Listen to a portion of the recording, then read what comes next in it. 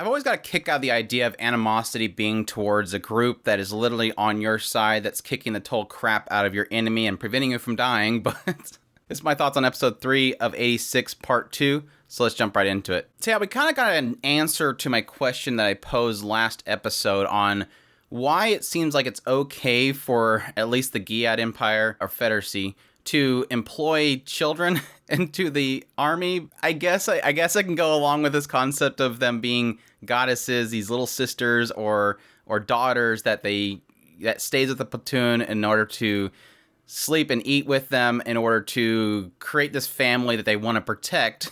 I guess to remind them when they're on the battlefield of what they want to protect, but still doesn't answer why they would let the previous Empress do it. Okay, I'm following you here, not here. But it does seem like it's supposed to be some kind of old tradition that the Giad did that they don't necessarily like to do anymore. It's just that's what they employed, of why Frederica is actually with them. But at any rate, we open up with them doing a very short session of them being in the training force, and we get to see, obviously, Nozen doing some crazy maneuver to avoid collision with some other guy. They get mad at him, but he's like, well, it's either I break the legs by jumping over them, or we both collide and you lose both machines. And like, yeah, it's technically true, but don't do it. But yeah, this is where we get our first sense that, obviously, despite, Shin being really good and the potential that they have, there's a fear about this particular group, the 86, that the rest of the military, or at least the soldiers, don't trust them, or they fear them. They keep telling Eugene to, don't get close to him, because they're a part of this R&D that's trying out some crazy new machine that's killed all of its test pilots, and yet they're not hurt. I don't think they're normal.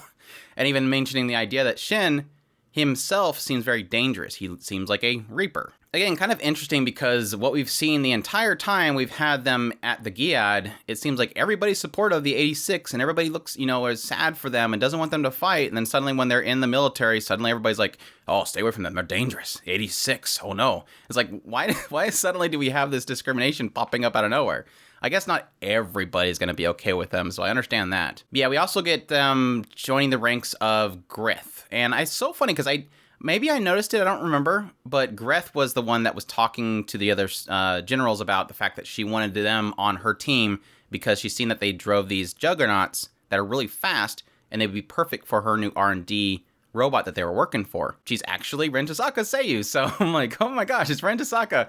Got a big, huge thumbs up for me for that one. But yeah, she takes them out on a trip. They all go out to somewhere where it was essentially where they fell before. When they originally nearly died and the Giad saved them, they took them out to that battlefield. They said that they took them 6 months, but they managed to push back the line, and they preserved that area as a memorial to all the lost 86 that Shin was, basically taking their tags from. So apparently they opened up that box, took all the tags out, and put them on this memorial before putting them back in the box, and then kind of encasing this entire thing into a memorial, which was really cool. But yeah, this one she announced that they're going to be under her team. She is the lieutenant colonel of the 1028th test unit, so they'll be working under her, which is kind of interesting, because right following this, we never see the rest of them ever again. So I guess to the credit of what I was kind of thinking it was going to be, with them all, basically becoming officers, it doesn't make sense that they would all work on the same group, but it does seem like from then on, all you really see in the battlefield is Shinny.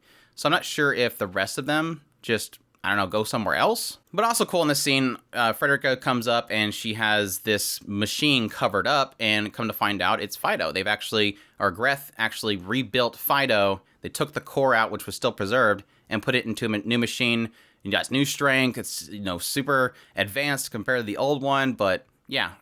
Obviously, Shin's very excited to see Fido back. Gets a little brief smile, which Grith, so he can smile. So, but yeah, this is when we basically find out that Frederica is going to be joining them. She's joining them as they call it a mascot, which is basically her being this goddess that will stay with them and spend time with them in order to help them on the battlefield, which again is supposedly a tradition that the Giad has done that most of them no longer do. And also Frederica returns his gun to Shin, which again is the gun that he used to essentially free all of his comrades. Following this, we get back on the battlefield. Obviously, Shin's doing an incredible job.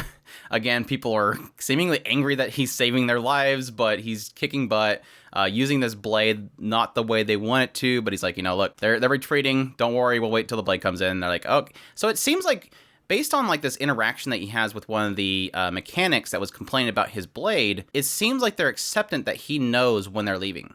Like, I'm thinking they're already establishing that people know that he can hear the voices of the Legion, because he basically tells this lady, don't worry, the Legions are leaving, and she's like, oh, roger that. So like, she doesn't even question it. She's like, okay, they're retreating. I guess that's true. So I'm guessing they already know that he can actually hear their voices. But yeah, then we get the death flagging scene with Eugene. So Eugene decided to start talking about the fact that he can't wait for his next time of leave so he can go back and spend some time with his sister. So yeah, flags all around. And yeah, sure enough, like, scene cut, boom, he's gone. He's already gone. So pretty much Shin gets his first case of him going out and being a Reaper once again. So we have the return of the Reaper. The other comrades have been snarling at him the entire time. One of them is really upset about the fact that he could have saved him. Why did you not save him? And this other guy shows up to kind of re-hit on that aspect of, look, Shin, you can leave. You don't have to fight for us just to repay us for saving you. You can go back to being a peaceful life. And obviously Shin's like, nope, that's cool. I'm good. And then leaves. Yeah, they were calling him the battle-crazed 86, so I'm guessing that's some new thing to stick there. Like I said, solid episode overall. Really enjoyed it. I think finally get an answer to why Frederica would be on the battlefield. Like I said, I understand it as a tradition. At the same time, I don't really understand it as a fact of her being the former Empress. Again, back to my statements before, it's not that everybody knows that she is a previous Empress. It could just only be higher-ups in the political system, but being an Empress, I'm sure most people would have recognized her. But even still, it's cool to get an explanation of why she's there. It makes sense, I guess, to this world, or at least this empire, or this Federacy. I keep calling it empire. Cool to see that the 86 finally have decent weapons to fight in battle with now. Like I said, I thought it was going to be a thing where they'd suddenly start ripping parts off of the machines to make them lighter and low armor. But no, it seems like he's very much so comfortable with this new pieces of equipment. Happy to see Fido come back. I mean, I really did enjoy Fido and Shin's story in the original the first season. So to see Fido come back, it was a little bit kind of goofy seeing it kind of jumping around and falling all over itself, but it's supposed to be like a dog. It was really cool to see the memorial. I like Grith already, obviously because Rin Tasaka Seiyu, but just kind of seeing that extra mile that she's gone for her group, making the memorial, repairing Fido, bringing them under her wing, giving them equipment that they need to fight in the battle. She's obviously a huge staple to this group at this point, and to see like all these things that she did in just one segment was really awesome. Obviously a nice contrast to what they've dealt with before when they were a part of the Magnolia Empire. But yeah, they have new orders. They're being sent out. I'm curious to see what happened to the rest of the 86. Like I said, it seems like it's only focusing on Shin at this point, and I would assume that the rest of them are out there on the battlefield. Maybe they'll meet up in this next episode because they're supposed to meet up somewhere. Or at least Shin's supposed to be going somewhere. And just like I said, it seems like it's just literally Frederica following behind him. And I haven't really seen much of the other characters. So really suspicious of the title of the next episode. It says welcome back. So spoilers, I guess. Spoilers there. I don't know. It could be insinuating the idea of them going on a fight and then coming back and somebody welcoming them back to the base or something like that. But I don't know. I think that's implying something else. I guess we'll see if possibly they end up back in the Magnolia Empire, because obviously it seems like they're pushing back the line a lot. Like they mentioned with about the 6 month they did, they managed to push back to where they met them. So they're making good strides, and they obviously have a lot better equipment than the Magnolia did. So I'm excited to see how the reintroduction of Lena is going to really turn out in the future. So that's my thoughts on episode 3 of 86 part 2. Hope you guys enjoyed my impressions. If you did, leave a like down below, comment, let me know what's of the episode. Subscribe if you haven't already. Share this video if you can. Support us on Patreon if you can. We definitely appreciate everybody that does. And if you can, in the description, there's a tip button where you can support us directly. And y'all take care.